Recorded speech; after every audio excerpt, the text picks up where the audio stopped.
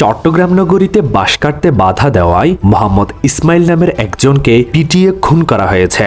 এই ঘটনায় পরবর্তীতে মামলা দায়ের করা হয়েছে। নগরের কোতোয়ালি থানার সিআরপি বয়লার এভিনিউ, বস্তি ও ফলমন্ডি কলোনি এলাকায় গোপন তথ্যের ভিত্তিতে অভিযান চালিয়েছে যৌথ বাহিনী। এ সময় বিভিন্ন ধরনের মাদকদ্রব্য, ধারালো অস্ত্র ও নগদ 15 লাখ টাকা সহ 5 জনকে গ্রেফতার করেছে যৌথ বাহিনী। লোহাগাড়ার চুনতিতে নিয়ন্ত্রণ হারিয়ে উল্টে গেছে যাত্রীবাহী স্লিপার বাস। চট্টগ্রাম কক্সবাজার মহাসড়কে চুনতি ইউনিয়নের জাঙ্গালিয়া এলাকায় এই দুর্ঘটনা ঘটে। কক্সবাজার রামুতে আইন শৃঙ্খলা বাহিনী পরিচয়ে প্রতারণার সময় 2 যুবককে আটক করেছে রামু থানা পুলিশ।